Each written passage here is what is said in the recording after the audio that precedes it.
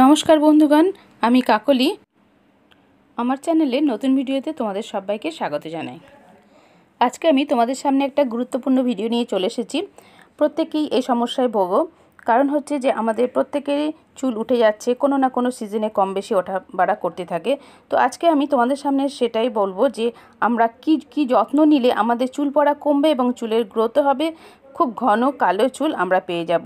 তো আজকে আমি ইম্পর্টেন্ট 3টে মাসাজ স্ট্রোক, মানে বেসিক যে স্ট্রোকটা সেটা দেখাবো। আর এই অয়েল মাথায় কি করে লাগালে খুব ভালো চুল হবে সেই প্রসেসটাও আজকে তোমাদের সামনে শেয়ার করব। তো আমি এখানে চলে এসেছি। প্রথমে আমি একটা বাটিতে গরম জল নিয়ে নিলাম, আর একটা ছোটো বাটি নিয়েছি, তার ভেতরে নিয়ে নিলাম অনিয়ন অয়েল। এই অয়েলের ভিডিওটা আমি আগে কিন্তু শেয়ার করে দিয়েছি। এই তেলটা মাথায় দিলে কিন্তু খুব তাড়াতাড়ি চুল পড়া বন্ধ হবে, নতুন চুল গজাতেও সাহায্য করবে। এবার আমি তেলটা কি করে লাগানো হবে সেই প্রসেসটা তোমাদের সামনে শেয়ার করছি। প্রথমেই বলে দিই, তেল লাগানোর আগে অবশ্যই কিন্তু মাথায় নোংরা থাকলে চলবে না, ভালো করে শ্যাম্পু করে নিতে হবে। একদম পরিষ্কার চুলেই কিন্তু অয়েল ম্যাসাজ করবে প্রত্যেকে। তো সেই পরিষ্কার চুলে এবার প্রথমে চুলটাকে হাফ করে ভাগ করে নিলাম সিঁথি কেটে। এতক্ষণে যে তেলটা গরম করতে বসিয়েছি সেটা কিন্তু অলরেডি গরমও হয়ে গেছে। ওই তেলের মধ্যে এক টুকরো তুলো দিয়ে ভালো করে তেল নিয়ে তারপরে তেলটাকে কিছুটা ঝরিয়েও ফেললাম, কারণ একদম তুলোতে তেল শুদ্ধ নিলে পরে গড়ে গড়ে পড়বে। ওই জন্য তেলটাকে ঝরিয়ে এইভাবে ক্লকওয়াইজ অ্যান্টি ক্লকওয়াইজ করে স্ক্যাল্পে লাগাচ্ছি। তবে অবশ্যই কিন্তু সিঁথি কেটে কেটে লাগাতে হবে, তাহলে কিন্তু স্ক্যাল্পের টোটাল মাথাতে কিন্তু এই তেলটা লাগানো হবে। তো দেখতে পাচ্ছ এভাবে সিঁথি কেটে এক সাইড লাগিয়ে দিয়েছি। তারপরও আবারও আমি টেলকম দিয়ে ভালো করে এইভাবে সিঁথি কেটে নিচ্ছি। তোমাদের কাছে টেলকম না থাকলে তোমরা আঙুল দিয়ে কেটে নিতে পারো, কোনো অসুবিধা হবে না। কেটে নেওয়ার পর সিঁথি কেটে কেটেই কিন্তু তুলোতে করে লাগিয়ে নেবে। হাতে করে লাগালেও লাগানো যাবে, কিন্তু সেক্ষেত্রে অনেক সময় তেলটা গড়ে পড়ে বা ভালো করে লাগানো হয় না, সব জায়গাতে সমানভাবে পড়ে না। ওই জন্য এইভাবে তুলোতে করে লাগাবে, তো লাগাতেও সুবিধা হবে, তেলও গড়ে আসবে না, সমানভাবে লাগানো হয়ে যাবে। তো স্ক্যাল্পে লাগানো কমপ্লিট হয়ে গেলে এবার কিন্তু চুলগুলোতেও লাগিয়ে দিতে হবে।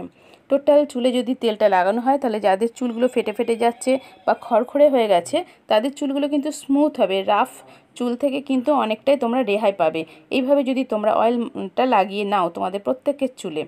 তো এইভাবে তোমরা যদি মনে হয় যে হ্যাঁ অনেকক্ষণ সময় লাগছে, অবশ্যই এইভাবে তেলটা লাগাতে গেলে একটু সময় নিয়ে ধৈর্য ধরে লাগাতে হবে। তবে এইভাবে লাগালে কিন্তু প্রপারলি লাগানোও যায়। এবার আরেকটা প্রসেসও আছে, হাতে কিছুটা তেল নিয়ে নাও, তারপরে হাতে এইভাবে তেলটাকে টোটালটা মাখিয়ে নিয়ে তারপরে চুলে এইভাবে লাগিয়ে নিতে পারো। তবে এইভাবে চুলে লাগিয়েও নিতে পারো, তাড়াতাড়ি হবে, কিন্তু সব সময় হয়তো তাড়াহুড়োর মাঝখানে ভেতরের চুলগুলোতে তেলটা নাও যেতে পারে, সেই জন্যই আমি তুলোর প্রসেসটা দেখালাম। তো তোমরা এই প্রসেসেও তোমরা গোটা মাথার চুলেতে তেলটাকে লাগিয়ে নিতে পারো। অবশ্যই যাদের রাফ হেয়ার আছে অবশ্যই কিন্তু চুলে অবশ্যই লাগাতে হবে, নাহলে পরে কিন্তু চুলের যে রাফ ভাবটা সেটা কিন্তু যাবে না। অনেকেই দেখবে যে একটা চুলটা কিন্তু খড়খড় খড়খড় করছে, সেসবগুলো যদি এই ট্রিটমেন্টটা করো তাহলে পরে কিন্তু মাসখানেক পর কিন্তু সেটা কিন্তু স্মুথ হেয়ার হয়ে যাবে। এইভাবে সমস্ত মাথার স্ক্যাল্পে চুলে আমি তেলটা লাগিয়ে নিয়েছি।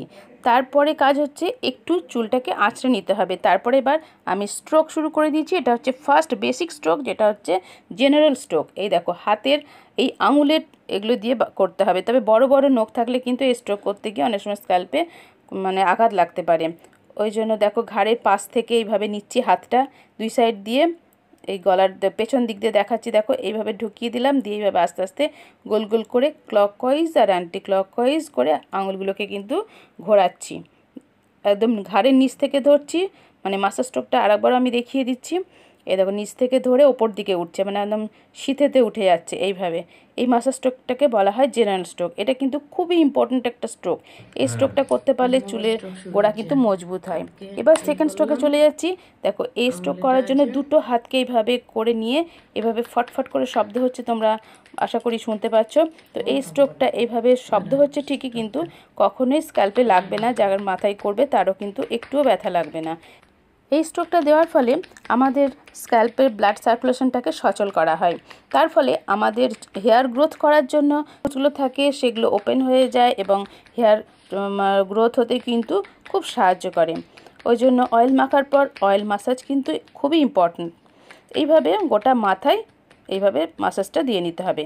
এবার চলে যাচ্ছি থার্ড স্ট্রোকে। থার্ড স্ট্রোকের বেলায় কী করব, এটাও কিন্তু আমাদের আঙুলের টোয়ের দরকার। এবার আঙুলের এইভাবে প্রেস করব, মানে প্রেস পয়েন্টগুলো যেগুলো আমাদের মাথার নার্ভকে সচল করবে, মাথার ভেতরে স্ক্যাল্পকেও মজবুত করবে, চুলের গোড়া মজবুত করবে। এইভাবে প্রেস পয়েন্টের যে পয়েন্টগুলো আছে সেগুলোতে এইভাবে আস্তে আস্তে প্রেস করে করে দিতে হবে। দেখো দেখাচ্ছি, আর একটা মেন প্রেস পয়েন্ট আছে একদম মাথার পেছনে ঘাড়ের ওপরে, এইখানটা, এই যে এই জায়গাটা, এই মাঝখানটা, এইখানটা একটু দাবিয়ে নিয়ে একটুখানি এইভাবে প্রেস করবে।